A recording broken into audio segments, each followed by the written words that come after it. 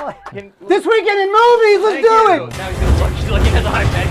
Maybe it's a maxi pad. I'm looking at this. We're talking about X-Men. Oh my God. First Class.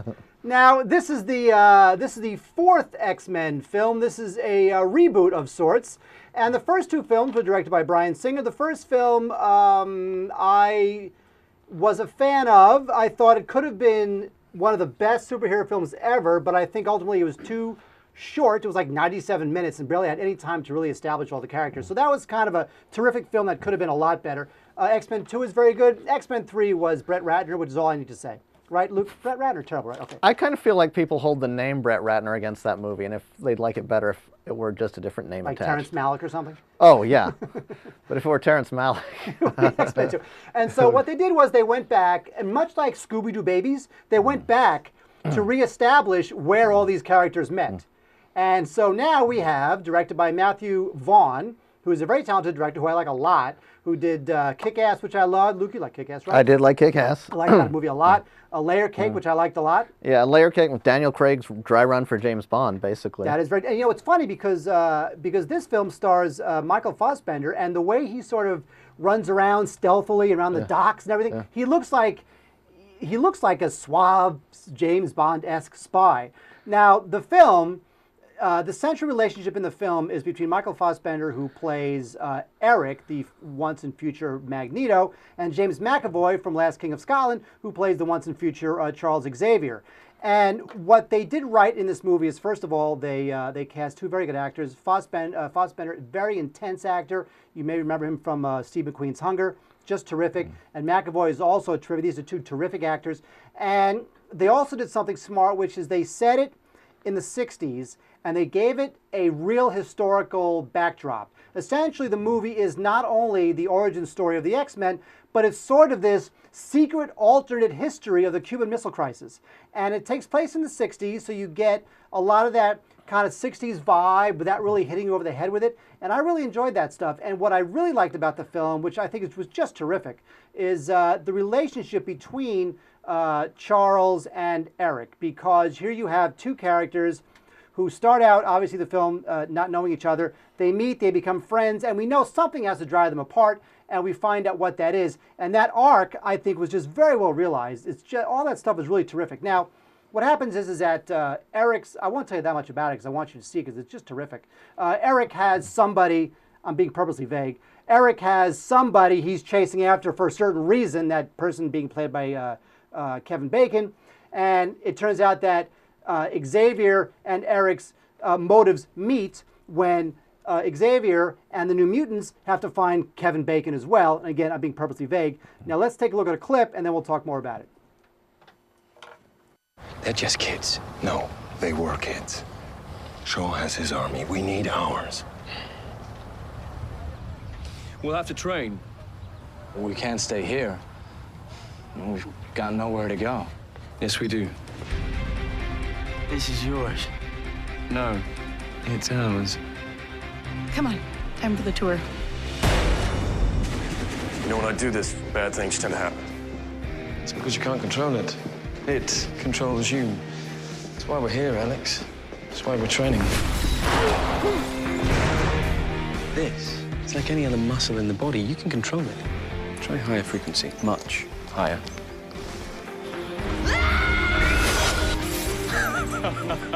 It's all right, Alex. I want you to hit the X and try not to hit me. There's a good chap. You're serious? I'm very serious. I have complete and utter faith in you.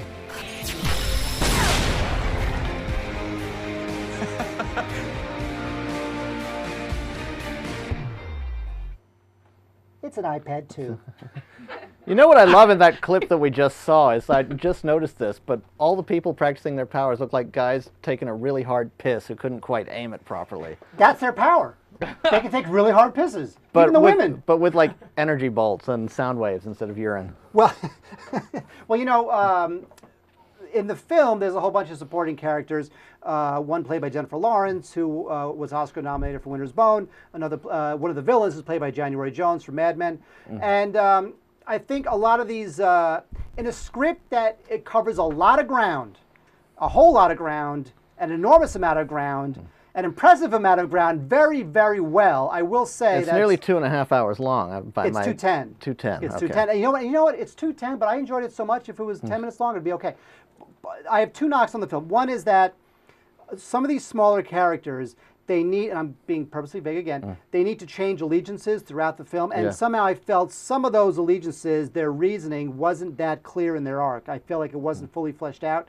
And the other knock I'll give an otherwise terrific film is Kevin Bacon I thought was miscast. I like Kevin Bacon. There's nothing wrong with Kevin Bacon. He gives the performance Kevin Bacon always gives, but he feels like second choice. Like this guy wasn't available, so they got Kevin Bacon. You know, but otherwise, it's very well done. It's got a terrific score. It's got a couple fun cameos, and I really loved it. I thought it was great. I really, you know, and not even as a good superhero film. I thought it was a good movie.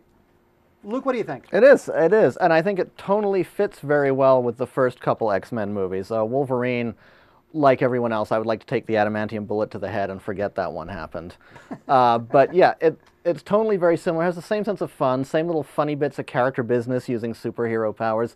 I didn't think the period setting really made a whole lot of difference in general. I mean, obviously the Cuban Missile Crisis thing happened, but in terms of the production design, it's like they still have future technology that's just as futuristic then as it is in the ones that are set slightly in the future. I just watched part 1 again, so I know that the first one is set slightly in the future, although the World Trade Center is still standing in it.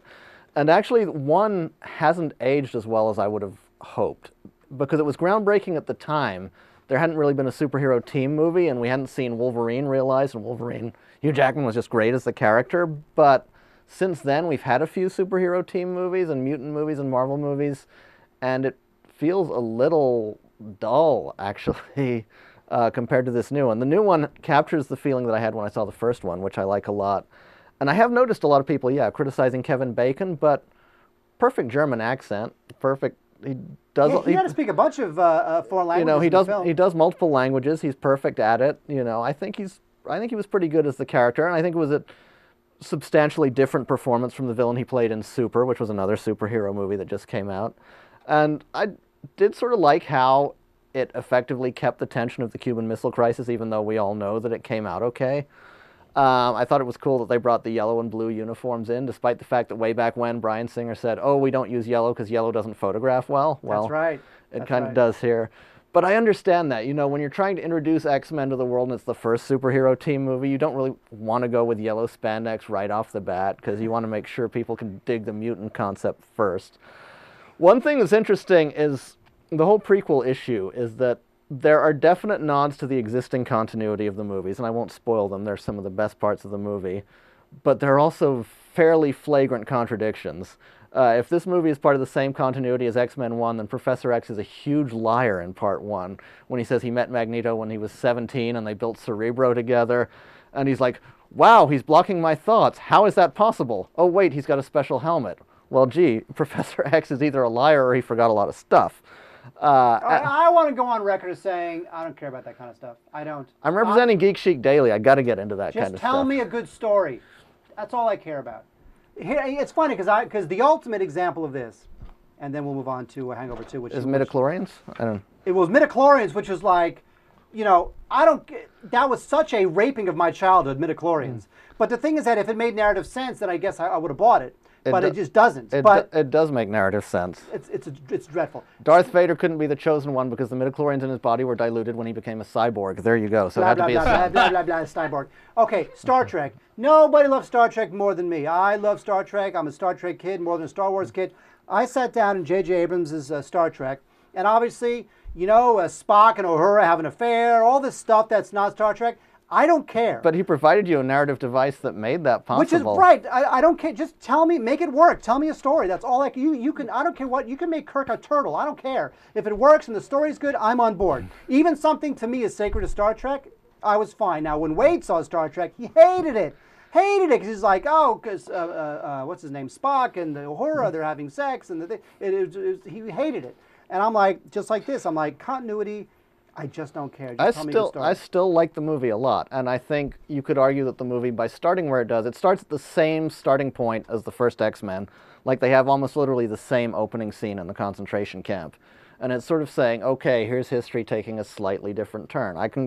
I can go with that. I'm just pointing out all these things just for the benefit of people who haven't seen it and want to know where this fits in. Emma Frost is adult in this. She's a teenager in the Wolverine movie, but again, we want to forget the Wolverine movie.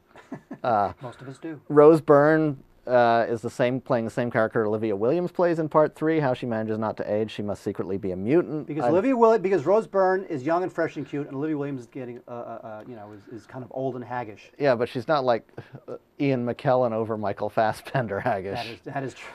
And I think Professor X and Magneto have always had a great relationship. I think, Patrick Stewart and Ian McKellen in the first couple had a great dynamic, and that is continued here. I think Fassbender really plays it like a movie star here. He's been such a character actor before to me. I know there are things like Jane Eyre that I haven't seen, but in Hunger, he's a character actor, starved himself, I thought was amazing, and then did a 10-minute dialogue scene.